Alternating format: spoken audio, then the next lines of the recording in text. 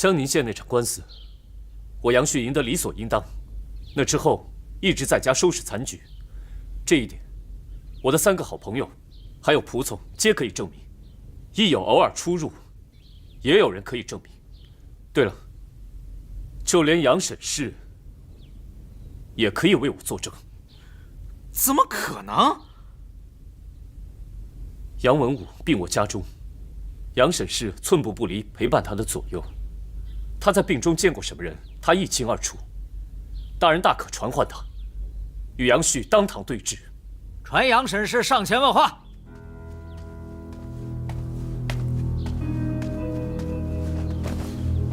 民妇杨沈氏见过徐大都督，见过主审大人。杨沈氏，本官问你，在你夫婿卧床期间，可曾见过杨旭？回大人，不曾。哦，那如此说来，杀害你夫君的真凶便不是杨旭。大人，分明是杨旭大伤我夫君在前。若不是他，我夫君怎会心脉受损，又何至于暴毙身亡？沈娘莫急，我这第3遍是要找出杨文武的真正死因，还死者一个清白，也还我自己一个清白。大人，杨旭恳请当堂验尸。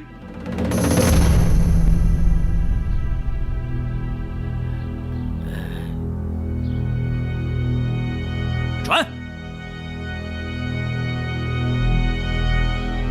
哎，我跟你们说啊，杨旭他要当场验尸啊！哎呦，胆子这么大呀！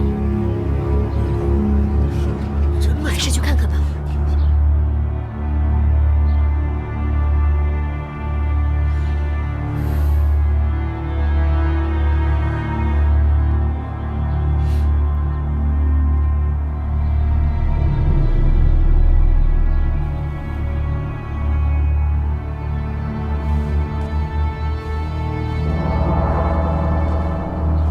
看好了，啊！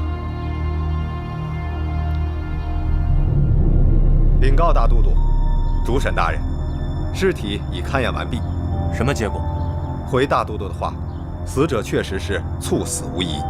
据《洗冤集录》所记，死者眼开而睛突，口鼻内皆有清血水痕迹，满面血印而赤黑，估计死者生前有被外物压塞口鼻。还有被植在死者的鼻腔之内，发现了些许颗粒。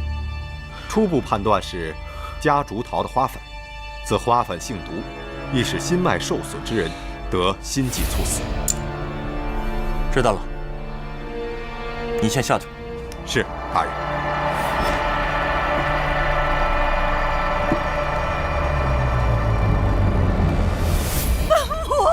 本我，到底是谁害死了你？你说话呀！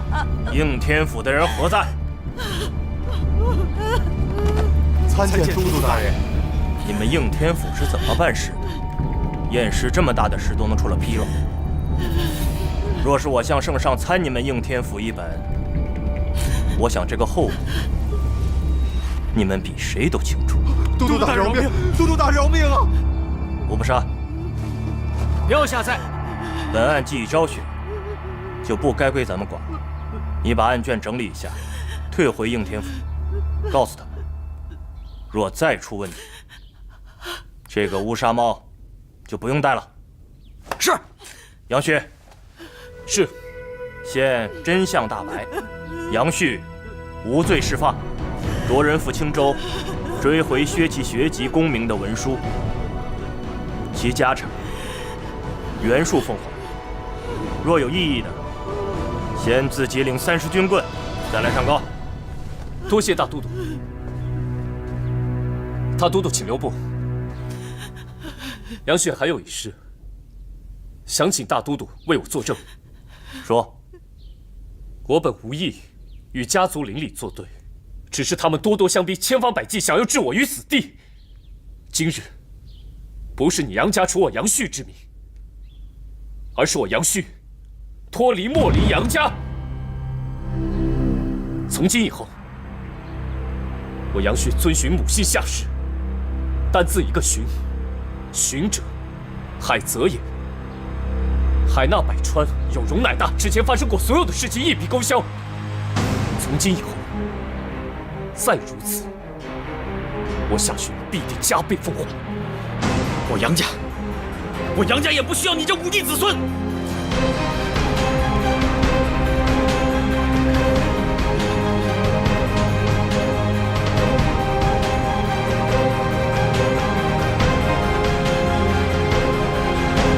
恭送大都督。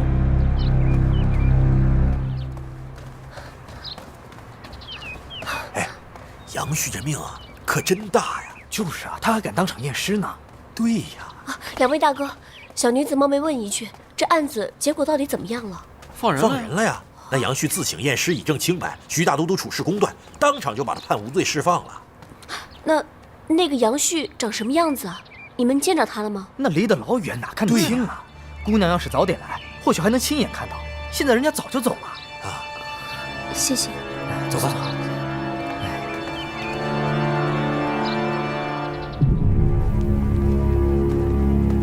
大人，那个小子疯够了，他已经回去了。好，我知道了。对了，大人，虽然那个夏寻已经脱离了杨家，可是他还是没有把杨宇供出来。优柔寡断、恻隐之心，我锦衣卫由来就不需要。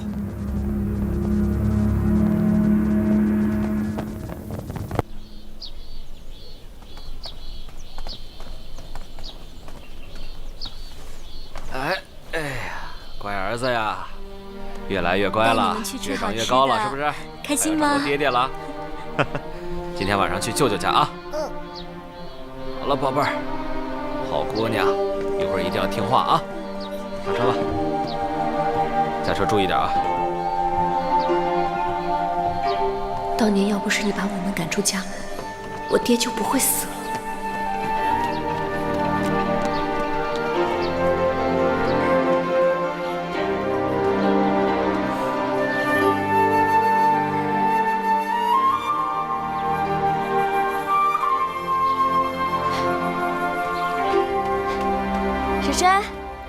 药我买回来了，谢谢回来了。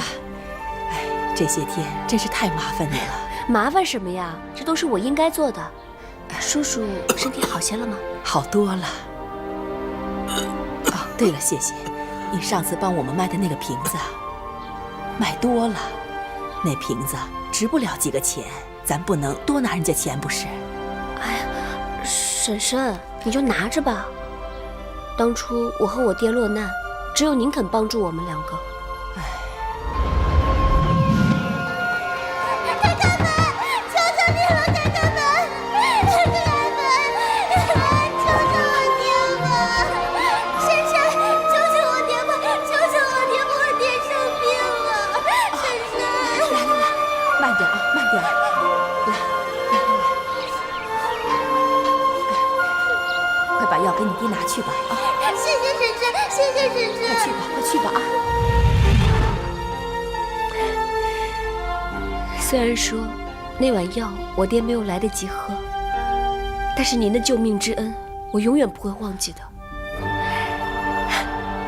那我就先走了。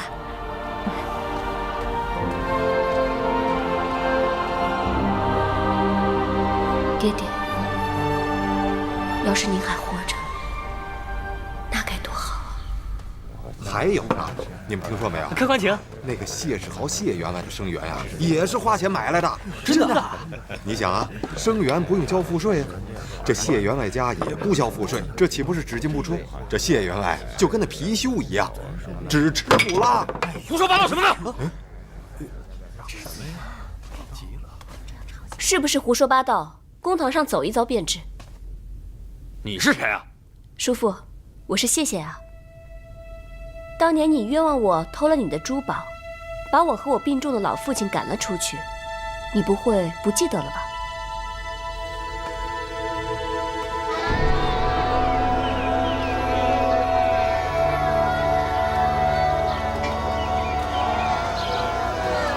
你到底想怎么样？衙门的人应该很快就要到了，你最好回家等着。你什么意思？我就是字面上的意思。若要人不知，除非己莫为，我也不妨告诉你。叔父，你买卖功名的状子，是我亲自递上去的。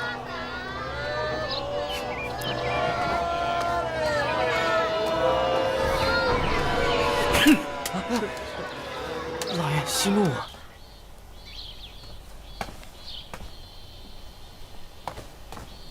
县员外，我们几个恭候你多时了。什么事情，这么兴师动众的？叔父，我还以为要一炷香的时间呢，没想到这么快就来了。你说这叫不叫善有善报，恶有恶报呢？那些当年的事情，你怪也怪不到我头上。要怪，就怪你的好姐妹苏颖吧，是她把你们害得这么惨，让我把你们赶出了这个家门。你说什么？想当年，你的好姐妹为了和她那相好的私奔，偷了我家的东西，反而陷害了你们。就算如此吧，其实你早就想赶我们出去了，有没有苏颖其实都一样。不过呢，看到叔父今天这个样子，不知道为什么，我觉得特别的解气。别说那么多了，家走。走，走。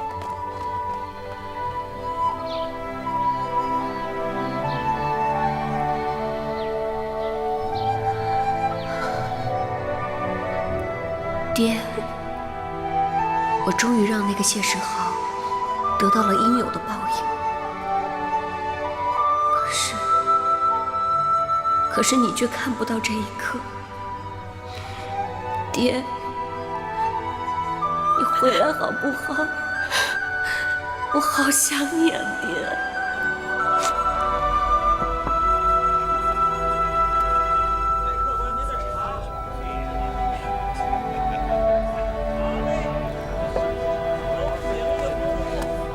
谢姑娘，这么巧啊？是你？是啊。姑娘好记性啊！客官，您要喝点什么？我就和这位姑娘喝一样。好嘞。啊，居然喝一样的，那添个杯子就行了。客官，您慢走。啊，谢谢。好嘞，来啦！哎，对了，你怎么会在这里？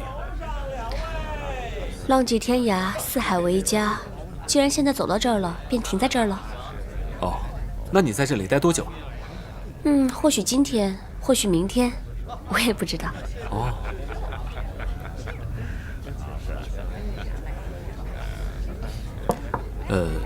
谢姑娘，季某有件事，不知当讲不当讲？跟我讲吗？说吧。其实，在北平第一次见到谢姑娘，季某就觉得谢姑娘美若天仙。季某对谢姑娘一见倾心。而后，因燕王府之事，季某有幸和谢姑娘共进出。季某发现，谢姑娘虽然，言语犀利，但却是一个热心肠之人。季某对谢姑娘更加倾心。如果有幸可以和谢姑娘共结连理，那季某……等一下。怎么了？实在是抱歉啊。我知道季大哥是好人，可是我还在母亲腹中的时候就已经被许了人家了，所以季大哥你一表人才，一定能够找到更好的。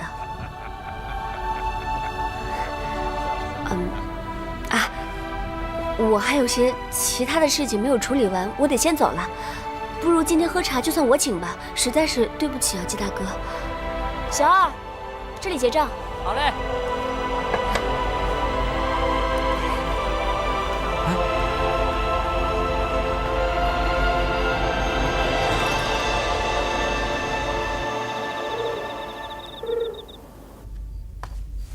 哟，我说季老弟为何不愿意与我们在一起啦？原来是在这里一个人独享佳酿啊！唉，怎么了，季老弟？为什么事情烦恼啊？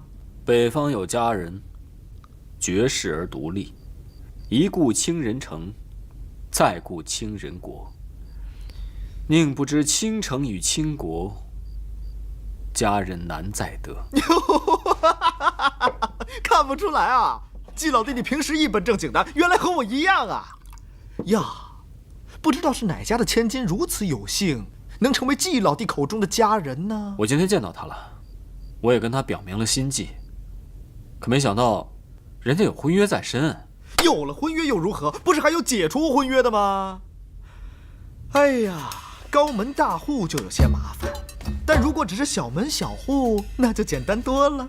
你既有功名在身，再谋个官职，小门小户恐惹官非，还不乖乖把婚书双手奉上？到时候你就和那佳人比翼双飞吧。哎，可是现在补缺从事，这得等到何年何月？哎呦，在这里当然排不到了，要排得去北平。再说北平有燕王在，都有个照应啊。西门兄妙计呀！我明日一早就启程。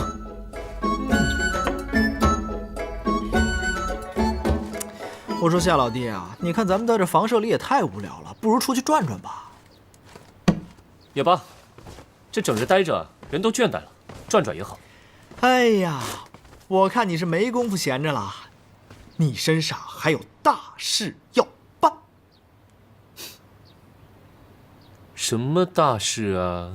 娶亲啊！那是杨旭的事，又不是我的事。个中曲折你也说不清楚，人家可是认定了是你。我倒也听杨家管事提起过，说这个杨旭定了娃娃亲的姑娘，叫那个谢露缇，年方20，正是娇艳欲滴的好时候啊。嗯，你怎么对此事如此的上心啊？我倒也不是上心啦，只是前些日子一直在杨府待着，闲着无事闷得慌，便和你们府上管事的下人们聊了聊。不过这个事情它确实是个事啊。你说我如今把杨旭的身份和地位都给霸占了，总不能娘子也仅现成的吧？怎么不能啊，我的夏老弟！天下有多少男人梦寐以求的事情都让你给赶上了，天上白白掉下个娘子，还是名门之后，你怎么还不领老天爷的情啊？照我说，你就应该马上上门提亲。好，那咱们现在就去谢家走一趟。嘿，你终于开窍了。找个理由，把这门婚事给解了啊！解了？哎，我说夏老弟，夏老弟你。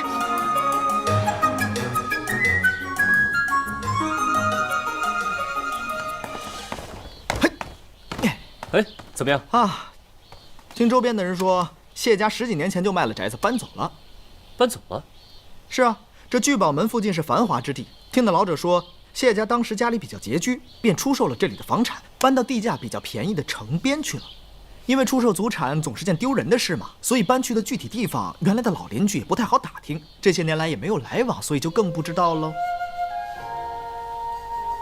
虽然说搬走了，但是还在城中。我们再找找看。走，好。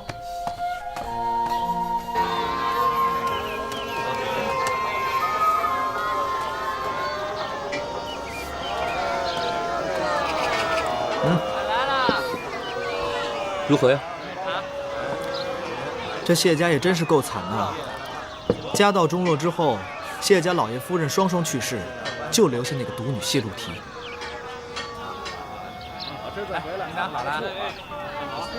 这个谢家大小姐，想必也是从小养尊处优长大的，经历了这么大的变故，独自一人流离失所，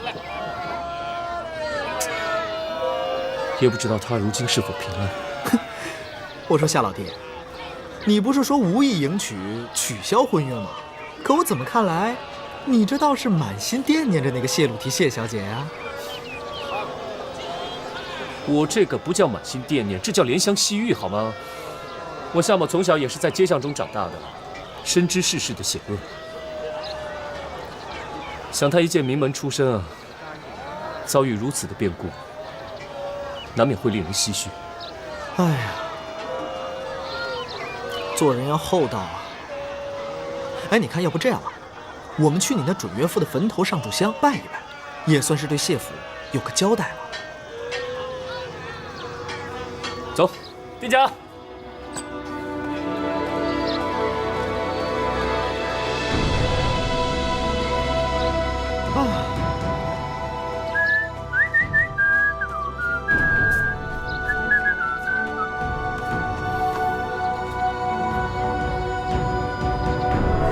怎么了？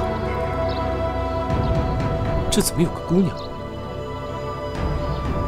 过去看看。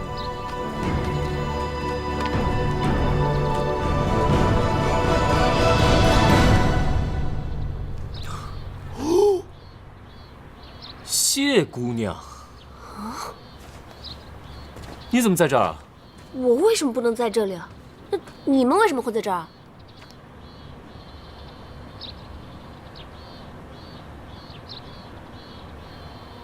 冒昧的问一句，谢姑娘和这一位是什么关系啊？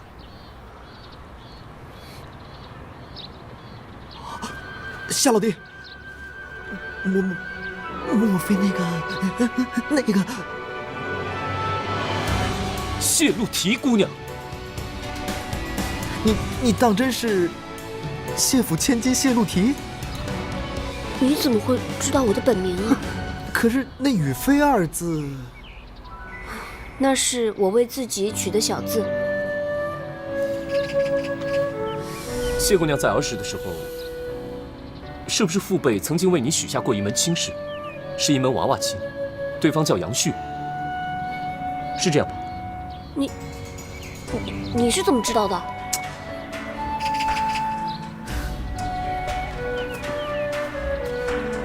因为我就是杨旭。你不是夏寻吗？因为我和家里边闹翻了，所以我现在改名叫夏寻。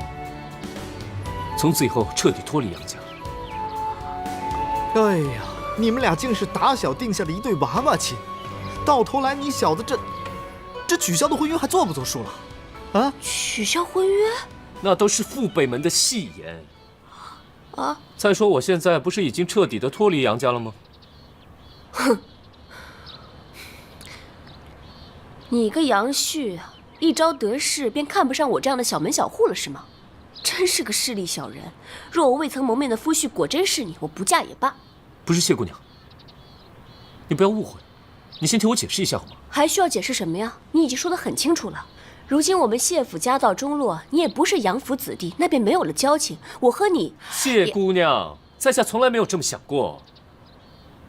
我认为感情的事情是靠两情相悦，什么出身阔绰和贫寒，有什么所谓呢？有什么所谓？如果你的家人得知我过去的经历，他们会怎么想？难道他们还会接受我吗？夏老弟，出言要谨慎啊！你现在不是你自己，你可是那个青州的生源，杨府的公子，记住了，杨府的公子啊！悔婚费？什么？悔婚费？你这唱的哪一出啊？你说什么？谢谢。我的乳名也是你能叫的吗？夏寻，你给我听着啊！虽然是我决定不要你的，但不是我悔的婚。来到我父亲墓前打算找我解除婚约的是你们。给钱吗？钱呢？没钱。别想着可以赖账，我不会就此罢休的。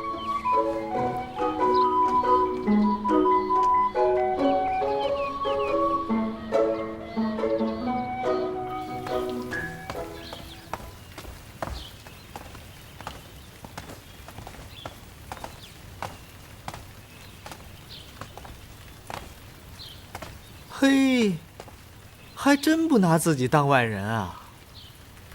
这样也好，谢府已经不复存在了。她一个弱女子，你让她去哪？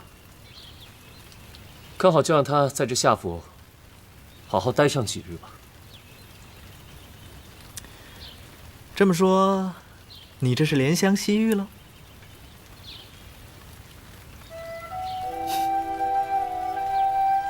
我这回确实有些心疼了。家破人亡，四处漂泊，他曾经所经历的，正是我现在所经历的。我怎么会不懂呢？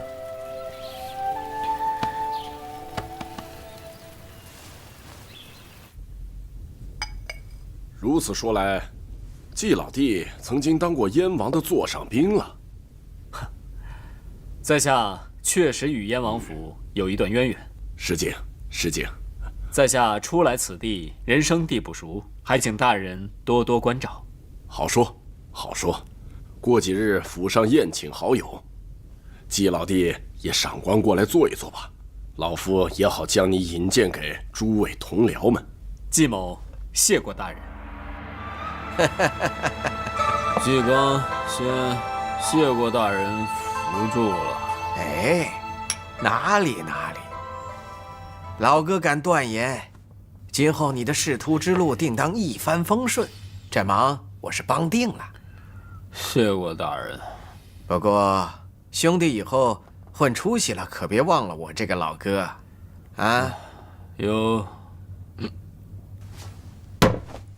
有朝一日，我季刚出人头地，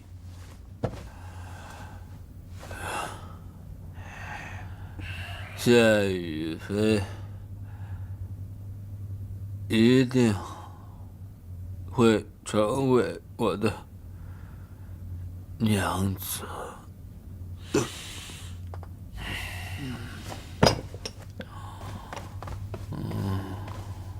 季公子，季公子，老爷这小子闹了半天，挖空心思想往上钻，到头来都只是为了一个女人。老爷，您还真打算帮他入仕啊？帮他？有这功夫，我自己就往上钻了，还顾得上别人？这小子年轻，不懂官场险恶，还以为兄弟义气在什么地方都吃得开呢。行了，就把他扔在这里，谁让他喝得烂醉如泥呢？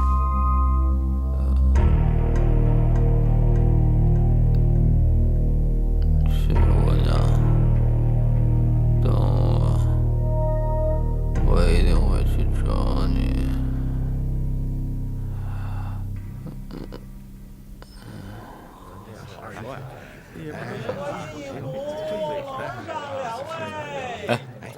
关于谢姑娘，你打探的如何了？这谢府啊，潦倒多年了，远亲近邻早已四散到各处，这10几年的亲事，实在很难打听到什么。啊，你也不必太过失望，这娃娃亲呀，长久得很。如今时过境迁，说不定这谢姑娘的未婚夫早就忘了这门亲事了。不过，你对这谢姑娘倒是也有心了，想必她呀，一定会被你的真心所打动的。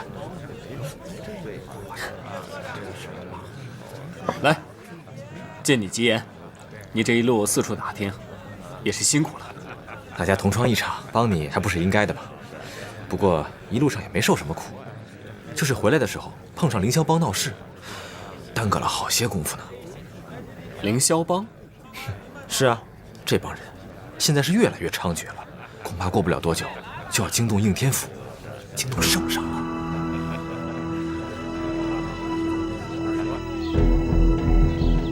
高一点，高一点，高一点，左边，左边。圣旨到！你扶稳点儿。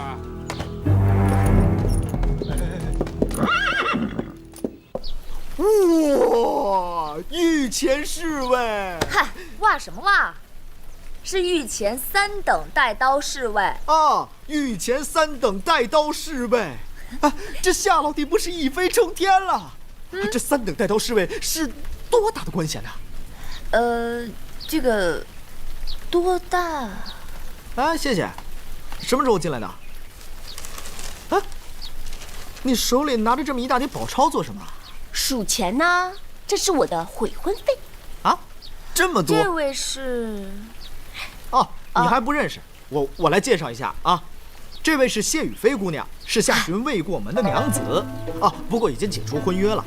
哦，对了，是谢谢抛弃夏寻的，这个一定要强调。谢姑娘，我叫彭子琪。哦，彭姑娘，你是练武之人吧？啊，对，正是。叫我谢谢就行了。啊，哎，谢谢。你跟那个夏大哥的婚约是怎么回事啊？关于这个，那就说来话长了。我跟你说啊，其实呢，这件事情啊，根本就跟我没有什么关系。哎呦，这女孩子家交朋友还真快。此番风波确实闹得很大，可这毕竟只是一个由牲口同耳而引起的案件，应当不至于这么快就传到宫里去了。这御前侍卫的任职究竟是怎么回事？也罢，此次来到墨林的目的就是自立门户，借此寻求机会引起朝中的注意。情势如此发展，也算是顺利吧。爹，孩儿一定会搬到白衣下，为您报仇。夏大哥，你说谢谢能不能跟我们一起出发啊？谢姑娘跟我们一起。你别问没用的，就一句话，带不带上她？要是谢姑娘想的话，跟着我们一起自然无妨。你看，我就说夏大哥一定会带上你吧。谢谢，你一个人在这里孤苦伶仃的，你就跟我们一块儿回金陵夏府吧，我们也互相有个照应。我一个人也能过得很好。那当然了，谢姑娘无论身处何地都可以叱咤一方，这一点夏某知道。只不过这次我夏府这个地方倒是有所不同。有什么不同啊？因为我已经在附近考察过一番，我们夏府这个地理位置啊，可以说得上是得天独厚，一左一右，一边是花鸟集市，一边是珠宝铺子，这赚钱的机会啊，可是遍地都是啊！真的？真的。哎，谢谢啊，你就跟我们一块儿去吧。等到时候我发了大财，我一定请你吃好吃的。那我呢？你如今是御前侍卫，拿着朝廷的俸禄，就让我请客。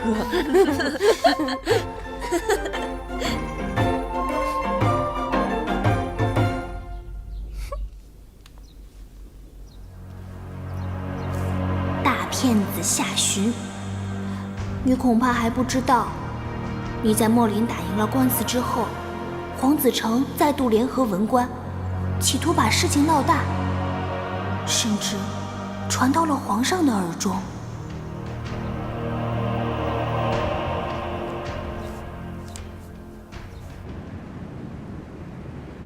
回皇上，宫外传来消息，太学生们嚷着武军都督府处断不公，他们先是去了国子监，接着是贡院、礼部，还向御史拦截陈情，现在又去孔庙哭诉了。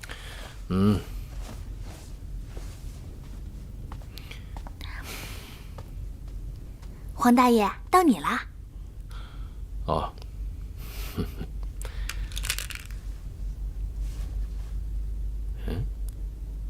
哟，几日不见，棋艺见长啊！哎，黄大爷，那太学生们闹事，闹的可是杨家和夏洵的官司。你要不说这事儿，我倒忘了。这场官司啊，听说你们中山王府也掺和了一番呢。文官闹事是黄子成在背后，那个叫夏洵的又有你们中山王府撑腰。你要知道，我最见不得的就是官员们在私下拉帮结派啊！小机灵鬼，不许在黄大爷面前装傻。说吧，这个叫夏洵的跟你们中山王府究竟有什么关系啊？为什么你们要那么维护他呢？明儿这可是为了报恩呢。报恩？此话怎讲？那日我贪玩，去北平探望姐姐，狩猎的时候情形危急，夏洵他舍命救了我。哦，此事我倒是有所耳闻。原来救你的人就是夏洵呢。如此说来，你是为了报他的恩，这才请你的兄长出手相助。正是，我哥哥其实不认识夏寻，那个夏寻是明儿的朋友。明儿虽说是女儿家，却也懂得知恩图报的道理，欠人恩惠，自当报答。再说，明儿可不是不讲是非，助其为恶呀。那杨家人实在是欺人太甚了些。照我看来，夏寻更名换姓，彻底脱离杨家，实在是情理之中。小小的人儿，说话倒是挺有气魄的。黄大爷教得好。小机灵鬼真是会说话。这个叫夏寻的，可有官职吗？夏寻是青州的生员，我听说他也是锦衣卫的成员。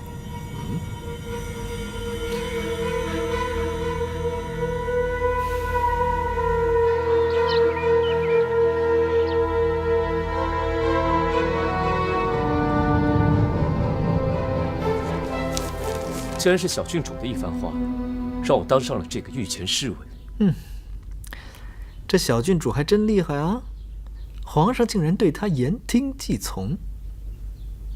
西门兄，你糊涂了。小郡主她哪有权利去插手朝中之事？皇上让我当上这个御前侍卫，是在和文官置气呢。这是什么意思啊？小郡主呢，固然在皇上面前为我说了不少好话，但是不至于让我这个小小的锦衣卫一夜之间栖身于朝堂之上。皇上是看不惯黄子成带着一群文臣闹事，所以呢，就封我做了这个御前侍卫，来为武官增势。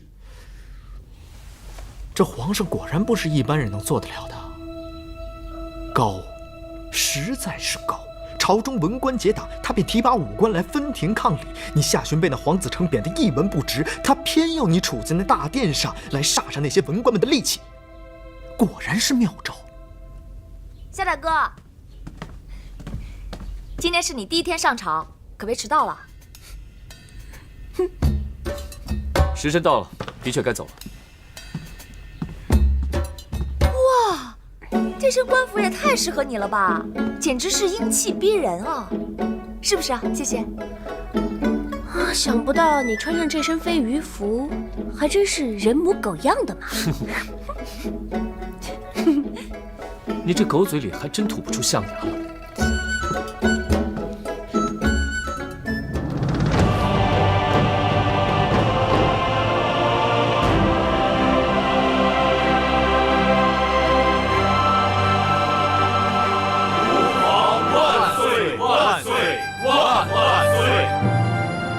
众卿平身，谢陛下。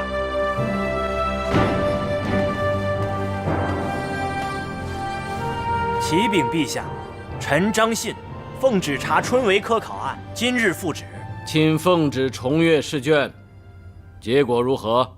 陛下，朝廷取士只以文章定优劣，务求公道，以服天下。臣等遵陛下旨意，仔细复审，特别留意北方举子的试卷，发现南北两地考生的成绩确实相差悬殊。张钦真是公正严明，好会做戏呀！朕呢，早就收到密奏，你和前任的主考官刘三五串通一气，就因为你在朕的身边行走，朕还不信。想不到，果如其言呐！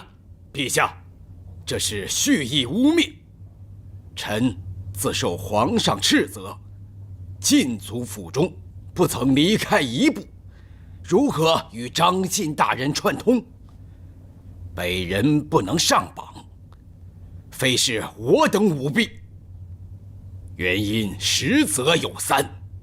原因为何？你且道来。其一，北方人不兴礼教，故而民间相学之风不盛。其二，相比南方，北方人贫者居多，故而求不起学。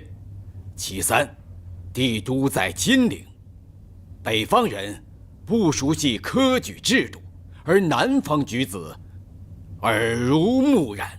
先生既知此情，为什么不特拨几名北方士子，以鼓励北人之亲呢？臣为国取材，只以试卷和文字优劣为标准，不以南人北人为依据，不管其皮弱根有。先生，依朕之见，不如就在北人当中择优选上几名，以安定人心，平息众怒，如何呢？会试榜次已定，当选之人名副其实，岂能更换呢？先生执意不换，这其中就无私情吗？那就请皇上再派第3拨人去查，连老臣一起查，臣光明磊落，有何惧哉？哼！翰林院官官相护，不以公正为怀，反而互相包庇。着刑部立即将张信、刘三五等人缉拿下狱，退朝。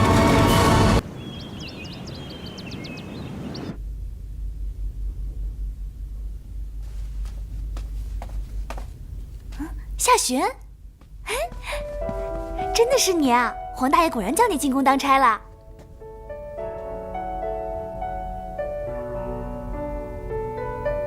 辅军前卫3等带刀官夏洵，参见郡主。我写给你的信，收到了吗？收到了，感谢郡主恩情。哎，今天黄大爷下朝怎么这么早？是发生什么事了吗？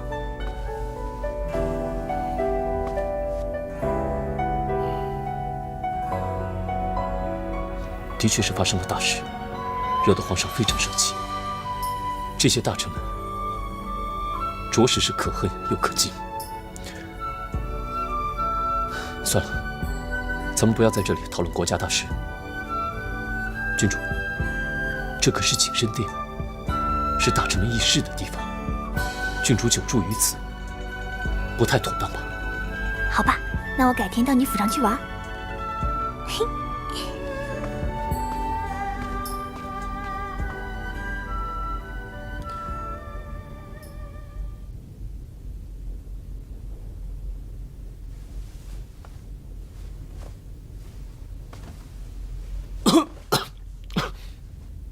随朕进来。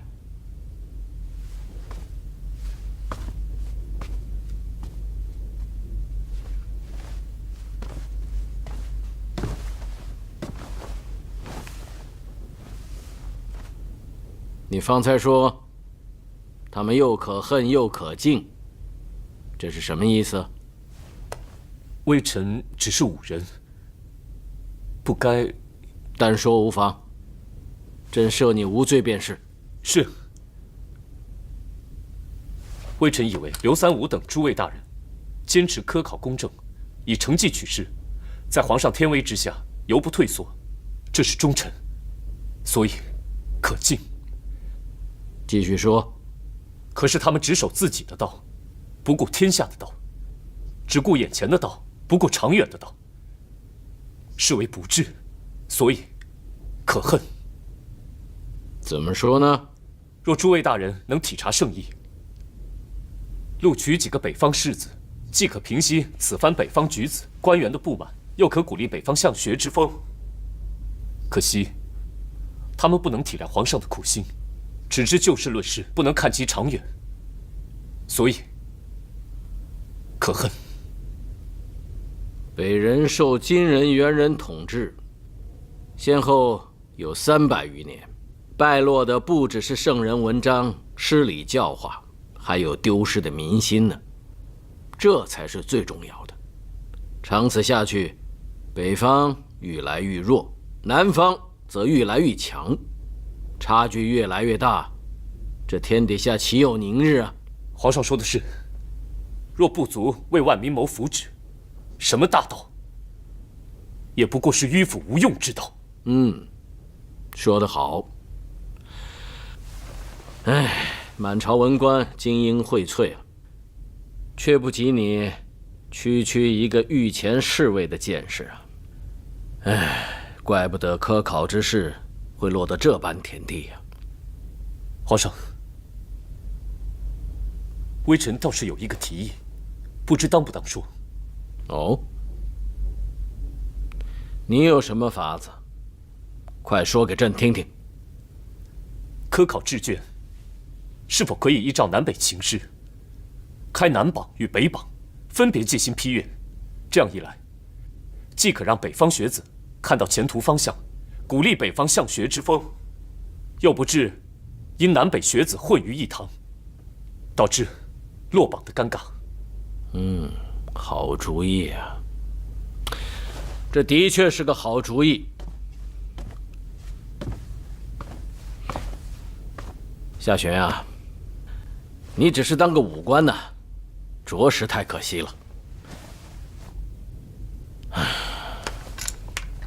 承蒙皇上抬爱。你说的很对啊。如果在科考取士之时，朕都不能考虑到北方经历数百年形成的落后现状，非要把他们置于和南人同等境地去考试的话，这对他们确实不太公正啊。皇上圣明。刘三五等人呢，要是能有你这番谋略，也不至于落到如此下场啊。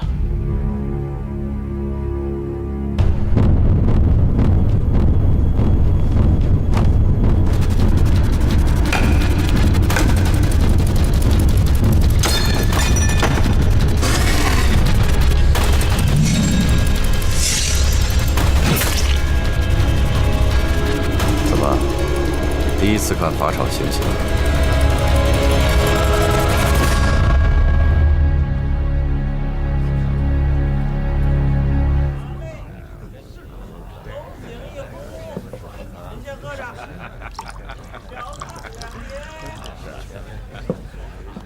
你呀，还在为他们感到惋惜啊？如此结局，何苦来哉？他们死得冤，但他们该死。皇上治国如用兵，如果能闯过前面这道关口，取得胜利的话，那皇上就一定会去夺。运筹帷幄，杀伐果决，是以为俊。视君如视虎，治天下者，绝对不留私情。怎么？怕了？你放心吧，皇上天威，他是不会扫到你这只小虾米的。对了，皇上下旨说，今后科考南北分榜，是你的主意。大人，你都知道？不止我知道。夏雪，这件事情你莽撞了。虽然因此一言得罪了南方籍的官员，不过在北方的官吏、士绅、学子和百姓们眼中，你的分量却大大增加了。失之东隅，收之桑榆，有失就会有所得。一个不留，全都杀了。这刘三无虽是死罪，但因年近70，依照大明的例律可以免死，所以发配到西北戍边了。其他的大臣均被斩首。哎呦，我的娘啊！老天啊！老弟啊，你上次回朝的时候不是跟我说，皇上仁爱百姓，心系江山，看重的是大道大义吗？北人受金人、元人统治，先后有300余年，败落的不只是圣人文章、诗礼教化，还有丢失的民心呢。这才是最重要的。他们死得冤，但他们该死。皇上治国如用兵，如果能闯过前面这道关口，取得胜利的话，那皇上就一定会去夺。运筹帷幄，杀伐果决，是以为俊。运筹帷幄，杀伐果决。我真的是太天真了。皇上贵为一代君主，心怀天下固然可敬，可是在这大仁大义的背后，却有着令人心寒的心狠手辣。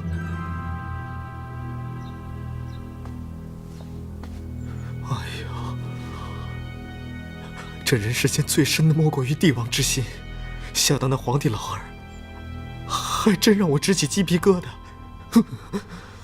哎呀，夏老弟，你这御前侍卫还当不当了？要不然我们别在这里头搅和了。晚了，我现在既然已经走到了这一步，哪那么容易抽身？更何况这个世界上还有一个叫白衣夏的，他还欠我一条人命。夏雪，小郡主你怎么来了？我来找你们玩啊！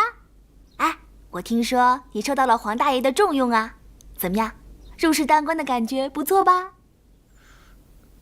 郡主，夏寻今日有公务在身，要不郡主改日再来吧。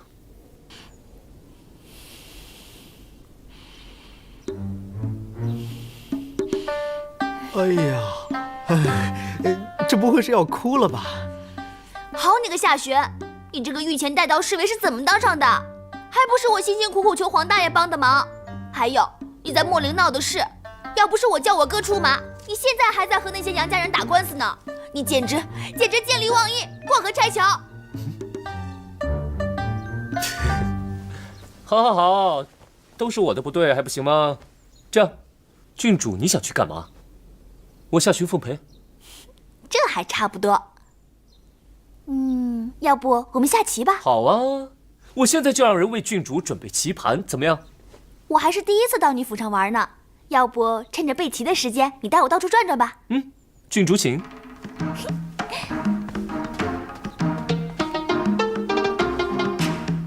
哎呀，夏老弟，今天真是苦了你啦。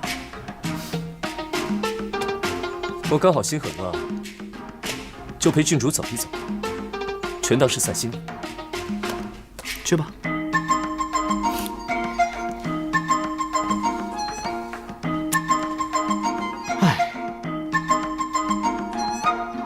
哎呀，这彭姑娘怎么到现在还没回来啊？这女人还真可怕，逛个花市竟逛那么久。这些花刚好可以装点一下花园。这些花真的好美啊！夏雪，城里新开了一家餐馆，下次我们一起去，好不好？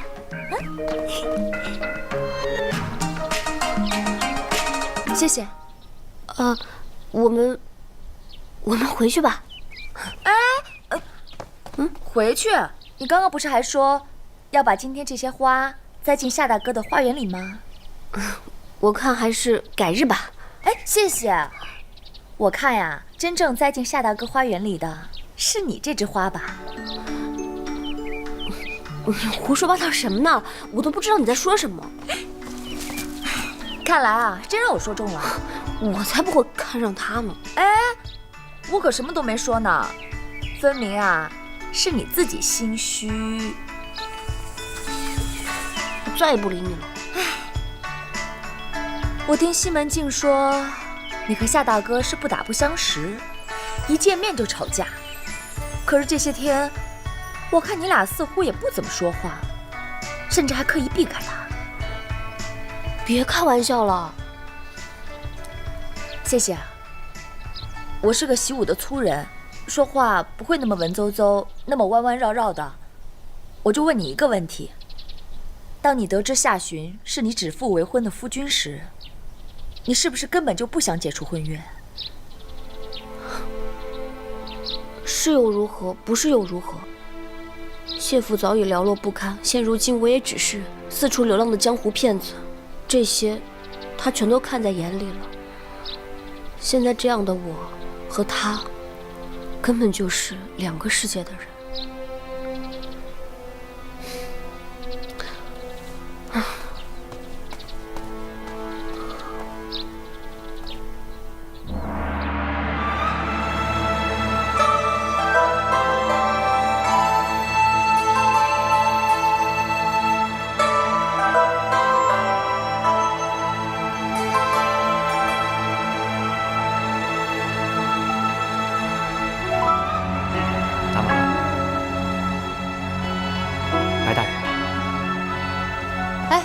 公公，白大人，公公劳神了，多嘴问一句，没出什么事儿吧？ 800里急奏，准不是什么好事儿。谢过公公。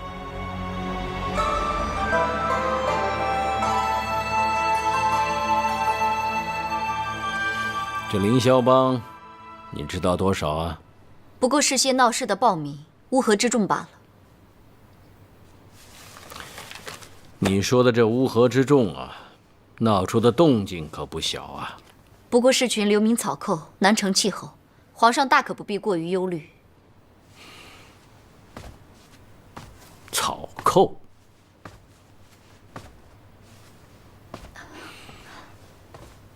皇上英明神武，堪比尧舜，这群逆贼是自寻死路。要不然，朕就派你去吧。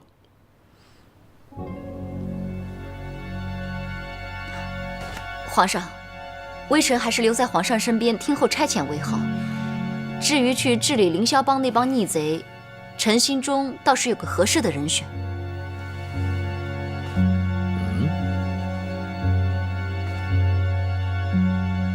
奉天承运，皇帝诏曰：近来多有逆贼，名曰凌霄帮，寻衅滋事，祸国殃民。御前带刀侍卫夏询忠肝护国，深得朕心，特命夏询即日前往整治，钦此。臣领旨。夏大人真是深得皇上器重，还望以后多多关照。夏某不敢当啊。这是夏某孝敬公公的，公公您费心了。夏大人，您客气了。哎，夏大人，本差在路上碰到了白衣夏白大人，他托本差给您带上一句话。哦，公公，请讲。白大人让本差告诉您，待您办差成功之后，他为您接风洗尘。呵呵，这白大人还惦记着在下，真是我夏某莫大的福气。麻烦公公帮我转告白大人，夏某记下了。一定转达。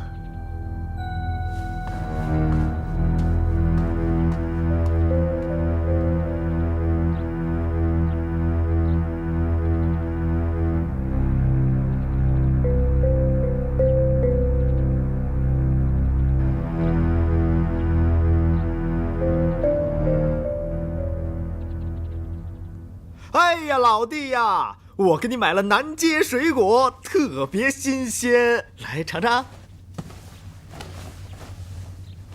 哟，宫里来人了，你自己看一下。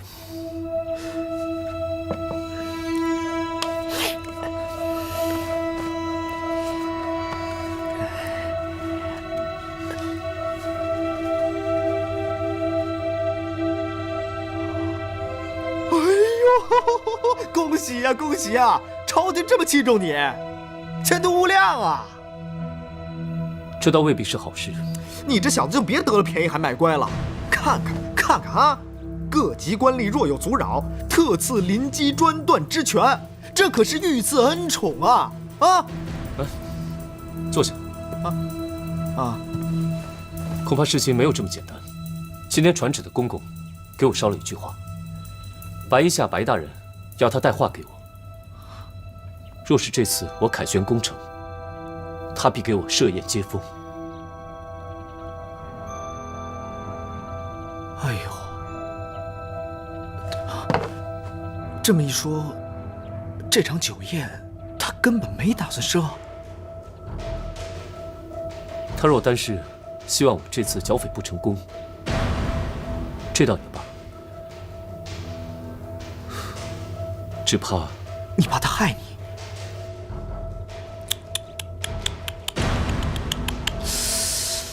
难怪你最近那么谨慎小心啊！你是担心他们已经派人来监视我们了？不可不防。我现在不知道他在路上就要对我下此毒手，还是希望我在剿匪的过程当中自生自灭。果真如此，那便不去，不能去。你要我抗旨啊？哎呦，那怎么办呢？要不你找个理由吧，说你得绝症了，动不了了，我这就给你开方子去。不是你是个妇科大夫，你给我开的方子，我怎么向朝廷交代啊？这个白衣夏，他若真的想置我于死地，我即使不去，他可以在皇上面前参我欺君抗旨，我不还是死路一条？这么说，你这趟差事非去不可啊！你兄弟我必须凯旋而归，才可保命。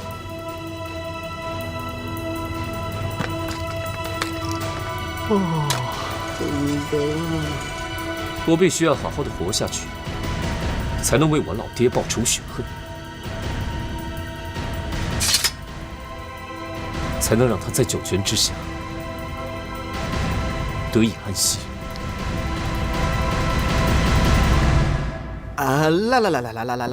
来，你比我贵重，你快吃，吃啊！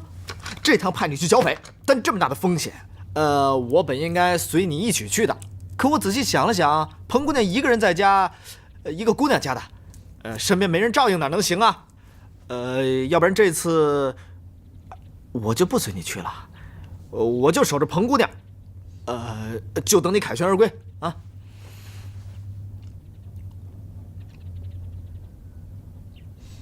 你真不打算我陪你去啊？你有想过要去吗？走着。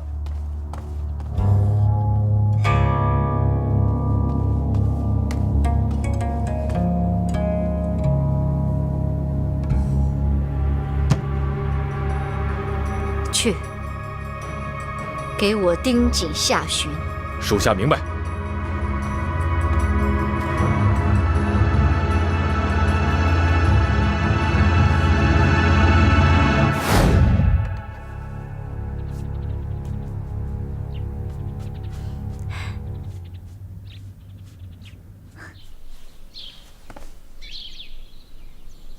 白师妹，你准备好了吗？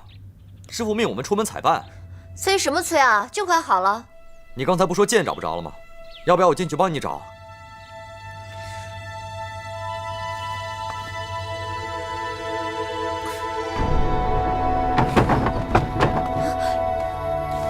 你有毛病啊！谁让你闯进来的？你吓死我了！你在干什么？我在干什么？你没长眼睛啊？你瞎呀？师傅命我们日落之前完成采办，你却梳妆打扮拖延时间，还说什么找剑？平日练功你就含苦含泪，整日偷懒，我早就看不下去了。像你这样的人根本就不配与我同门。谁稀罕与你同门啊？你算什么东西，也敢来教训我？你干什么？你再说一遍。喂，罗克迪，你混蛋！你凭什么扔我东西啊？你算什么师兄啊？我要去告诉师傅，你欺负我！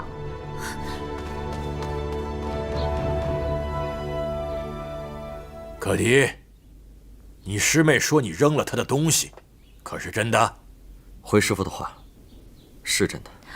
师傅，你听听，师兄他亲口承认，师傅你要为我做主啊！放心，我会主持公道。你扔了你师妹什么东西？一一告诉我。胭脂水粉，描眉毛的，还有一些小玩意儿，我都不认得。那你现在就打开你师妹的衣橱，除了练功服外，其他的衣服一律给我撕了，一件不留。是。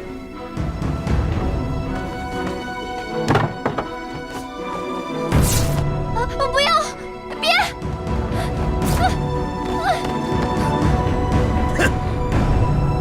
师兄所言不假，平日里叫你刻苦练功，你却百般推诿，把时间和心思全都用在这梳妆打扮上。这次只是惩戒你，若有下次，我就将你逐出师门。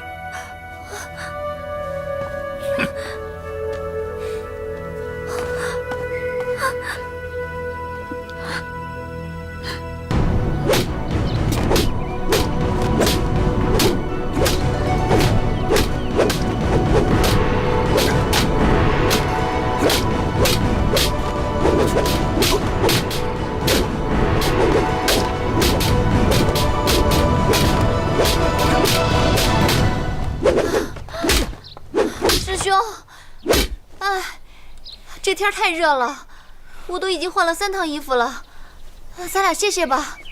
哎，你看你那汗出的，你也擦擦汗吧。男子汉大丈夫不拘小节，哪来那么多讲究？哎，你这话是什么意思啊？我这是为你好，你夹枪带棒的嘲讽我。师妹，我哪句话嘲讽你了？师傅嫌弃我是女孩，你也一样。你们都觉得女子不如男，瞧不起我。师妹，你多想了。哎，听听，我原谅你了，但是你得做一件事情，让我消消气。你要我替你做什么？一会儿师傅让我们对打，你得让着我，你得在100招之后才能打倒我。我要是50招之内打不倒你，师傅就知道我一定是在让着你。你什么意思啊？你不就拳法比我厉害一点吗？你是师兄，我是师妹，你比我厉害那是天经地义的，有什么了不起的？再说我们又不是只靠武力的莽夫，我这里比你聪明多了。我告诉你，总有一天我要让你尝到我的厉害，让你跪在我脚边跟我求饶。总有一天是哪一天呢？择日不如撞日，就今天吧。师傅，我跟师兄我们俩闲聊呢。你不是说要给你师兄一点颜色看看吗？正好，为师也想看看。你不服你师兄的拳脚，那今天就不比拳脚了。你们师兄妹今天就手谈一局，谁赢了，今天下午和晚上都不用练功，输的罚扎马1个时辰。好，比就比。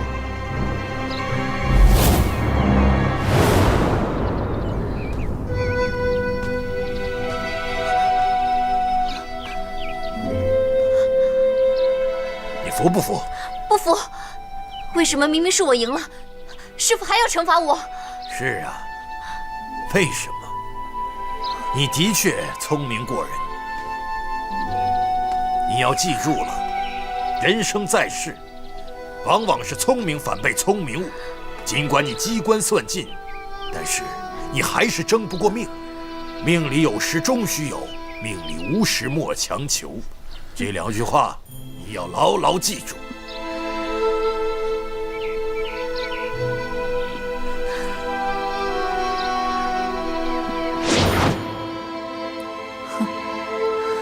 同样是徒弟，我却什么都没有。师傅，你一定想不到，不光你的命我拿走了，如今你宝贝儿子的命也在我的手上。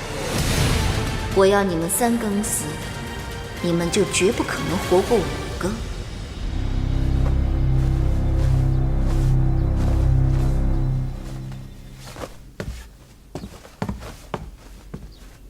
哟，这是谁家的小哥长相如此俊秀？明日我托人给你说个媒。哎，你怎么现在学了跟西门庆一样，没个正形？哎，对了，西门庆呢？他不跟我们一块儿去吗？哎，谁说的呀？哎呀，小老弟啊，我收回那天的话啊。既然我们有福同享，今天你有难了，我们自然得同当，啊？什么？是谁跟我说要和彭姑娘一起带我攻城凯旋？哎，我不是都说了吗？我收回那天的话。再说了，这一趟彭姑娘跟你去，难免会吃苦受罪、担惊受怕的，我不放心。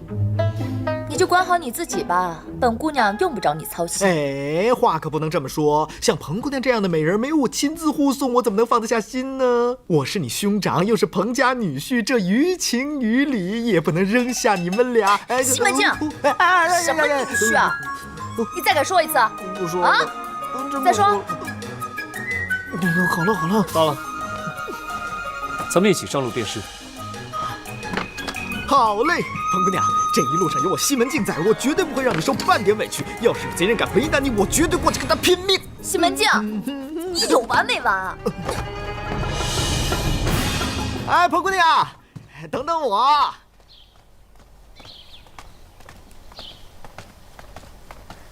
参见郡主。小的见过郡主。免礼啦。夏雪呢？我家少爷奉旨去剿匪了，郡主不知道吗？剿匪？我不知道啊。早上就出门了，这会儿应该已经出城了。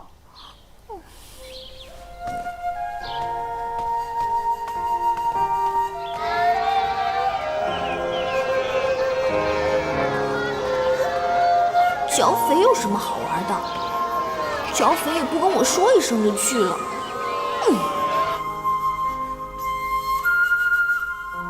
这些东西如何分配，你可记好了啊。怎么了这是？谁惹我们家的小郡主不高兴了？哎，天天都是这些东西，也没个新意。我跟你说啊，这些东西可都是刚刚宫里赏下来的，你还嫌弃？哼。行，那你想要什么？跟三哥说。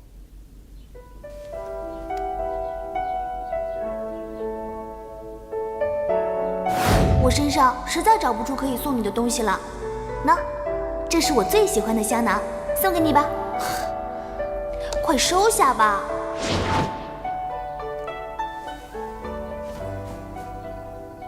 明儿，想什么呢？三哥，我要香囊，你替我去找最精致的香囊来。香囊？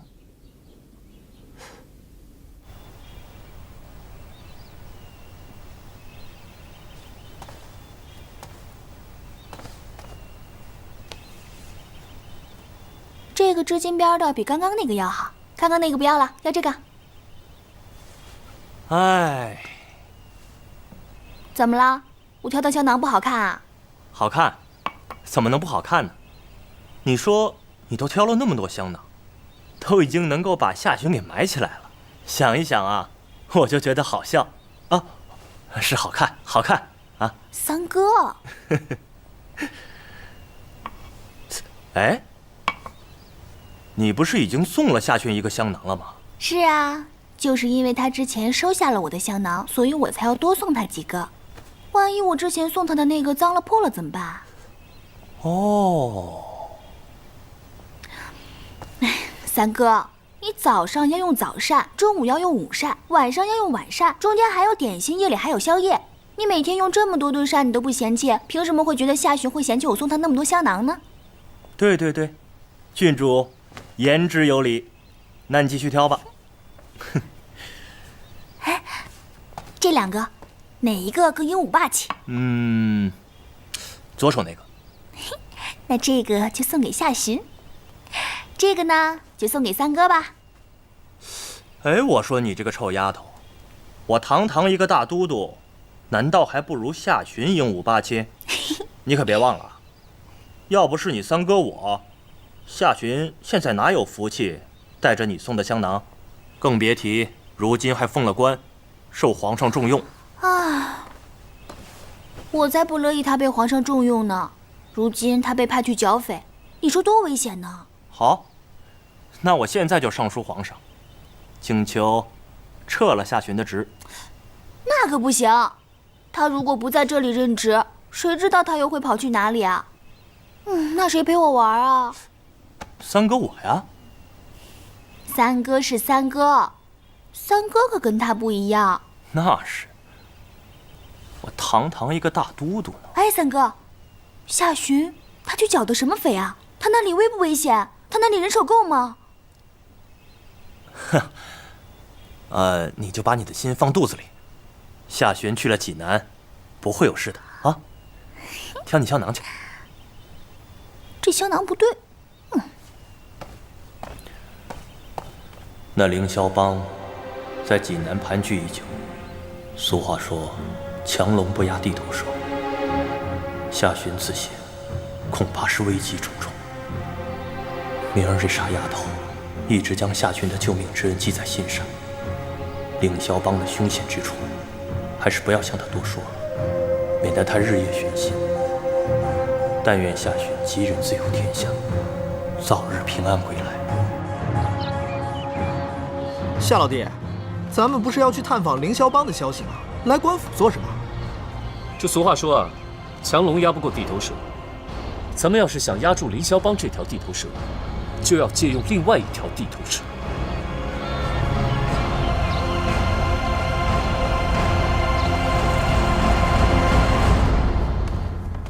不知各位大驾光临，下官有失远迎。胡大人不必客气，在下不请自来，给大人您添麻烦了啊！请坐，请坐。不知夏大人此次前来是为了何事啊？如果有下官帮得上忙的地方，下官必定鞠躬尽瘁。吴大人太客气了，我们确实有事需要大人协助。不知大人您可知凌霄帮？凌霄帮，听着耳熟，似乎有所耳闻。不知夏大人找凌霄帮所为何事啊？实不相瞒，我此次前来，就是奉旨来铲除凌霄帮的，所以向吴大人打探一些消息。那下官一定全力协助。好。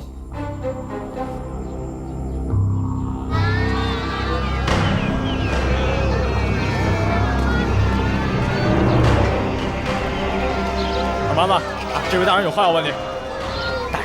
大人随便问，这济南城啊，就没有我二麻子不知道的事儿。你知道凌霄帮多少？凌霄帮？什么凌霄帮？听都没听说过。哎呦，不行了，我肚子疼！不行了！哎呦！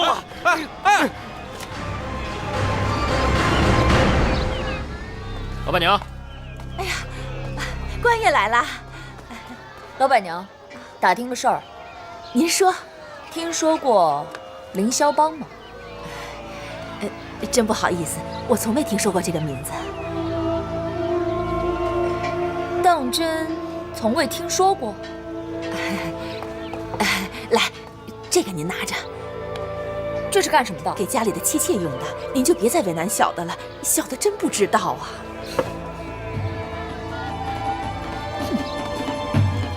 我打听，给你打听个事儿。官爷，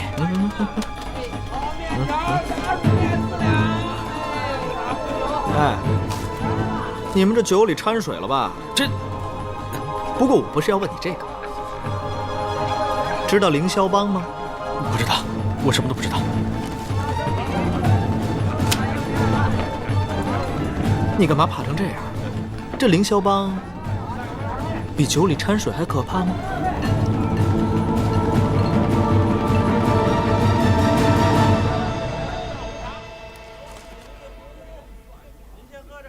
这吴大人所有的线人，我们都找遍了，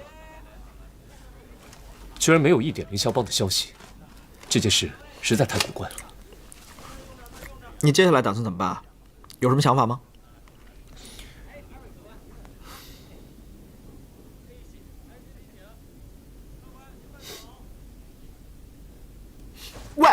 喂，你看他干什么？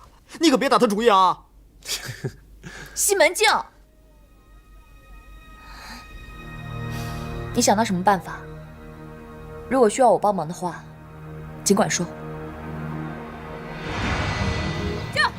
彭姑娘，你可愿回一趟青州，向那些老江湖打探凌霄帮的消息？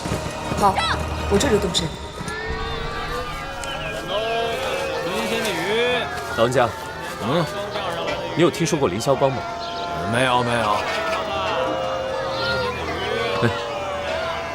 买菜了。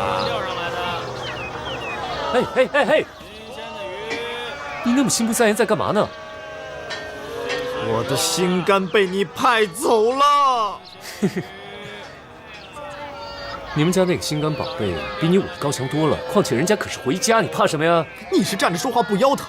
等你哪天有了喜欢的姑娘，恨不得日日夜夜看见她，你就会明白我此刻的心有多么的煎熬了。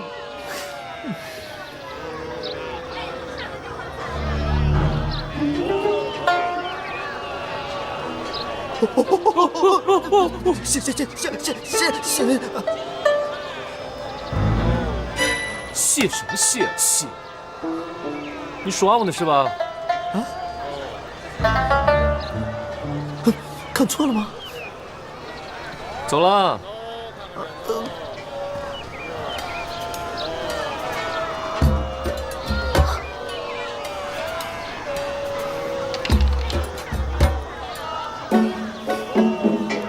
这位老伯，我想打听点事儿。不知道。我有银子。哎呦，这些都给老伯您的。哎，行。哎，你说吧，有什么事儿啊？说吧。有钱能使鬼推磨，不是我谢雨菲爱财，而是这天下之人都爱财。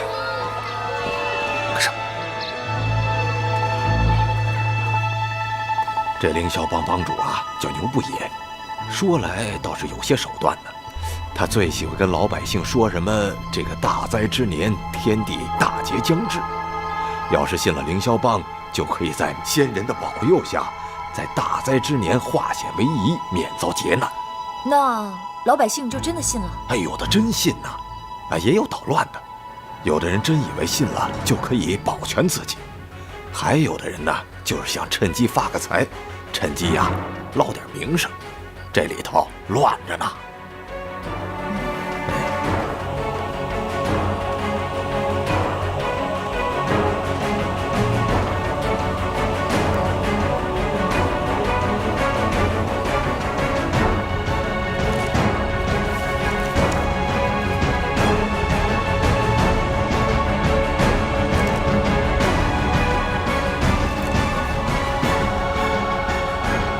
是李员外给凌霄帮提供钱财。照这么来说，我们只要找到李员外，就可以顺藤摸瓜找到凌霄帮。果然是我娘子马到成功，厉害！事不宜迟，咱们走吧。